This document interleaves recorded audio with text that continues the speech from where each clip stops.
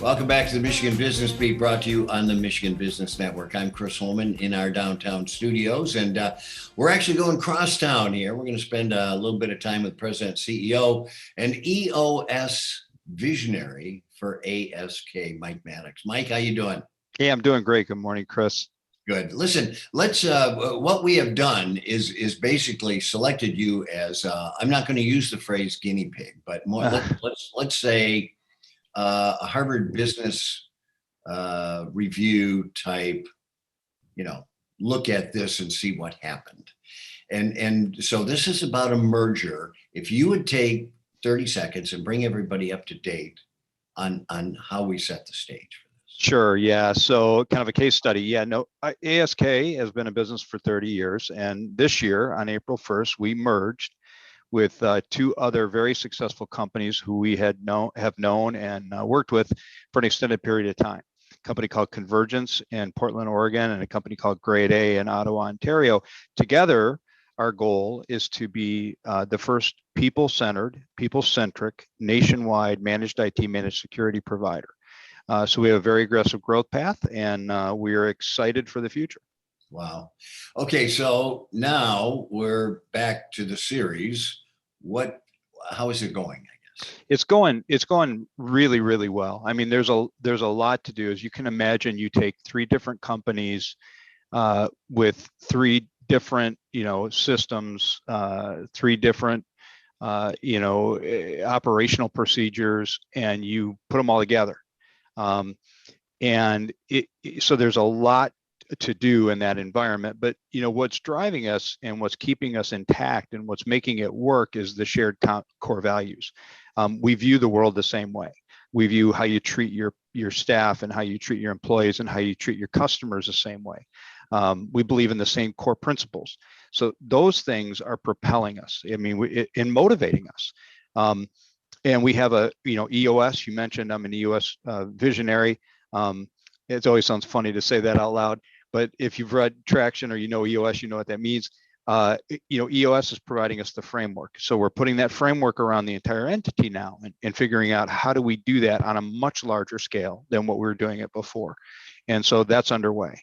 And so that's a little bit longer answer, but overall, very well. Lots to do, a lot of moving parts, but we're excited.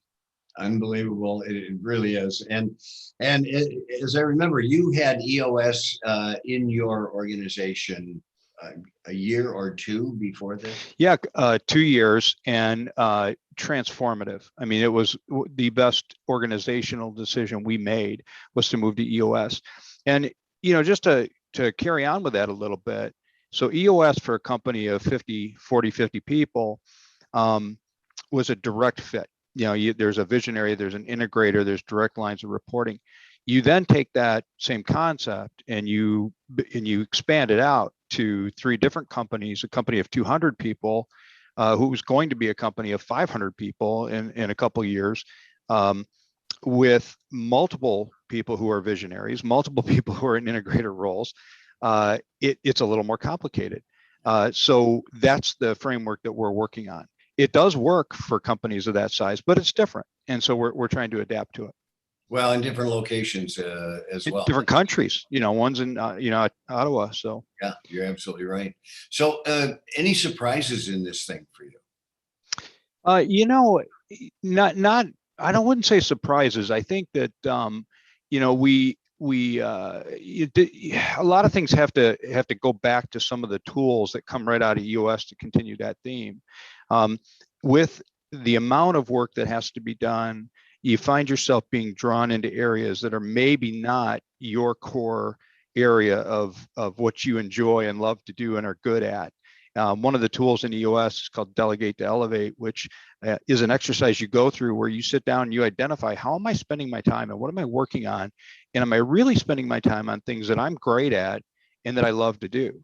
And, if not, can somebody else do this better, or do they love to do it? Some of the things that I don't like to do or I'm not as good at. That's been a learning experience as we've taken on more responsibility and more just operational oversight. We've had to sit down and be very diligent about doing that at the leadership level to make sure that we're not drawn too much into the weeds. Well, and I was going to go to, are there things that have really been successful? But I think you've covered most of that. Let's go to the opposite side of that coin. Have you stubbed your toe anywhere? Are there things that maybe didn't work out the way they were supposed to? Not so far. I mean, the plan is in place and it's moving forward, and we haven't had any major roadblocks. There have been no personality conflicts. I mean, there's differences of opinion that come up, but it's fascinating, and this comes back to when you merge. And I've heard this for years, and Chris, you've talked about this. If you don't have alignment on your core values, on your culture, it's really difficult. We do. And so when there's differences of opinion, they're never born out of selfish interest. There's always a motivation to do what's best for the company on both sides. So it's just a matter of building the communication structure. Trust gets built over time. So there is, I guess that would be one thing I would point to is, as we get to know each other in a larger entity, we're building trust. I mean, you can't just flip the switch. At the higher levels of the organization, we had that already, but operationally at the middle levels, that didn't exist yet. Michael, this is certainly an arduous task, but it is fascinating to watch, and we want to thank you for sharing. Next time, I think we want to talk a little bit about the communication, especially at the upper levels, when you've got two countries involved in three huge separations of locations. You guys have to be communicating often, and we want to cover that a little bit next time. Mike Maddox, yep, the visionary, EOS Visionary at ASK, also the president, by the way. Thanks for being with us, buddy. Thanks, Chris. All right, we're going to take a break, but we will be right back on the Michigan Business Beat on the Michigan Business Network. I'm Chris Holman.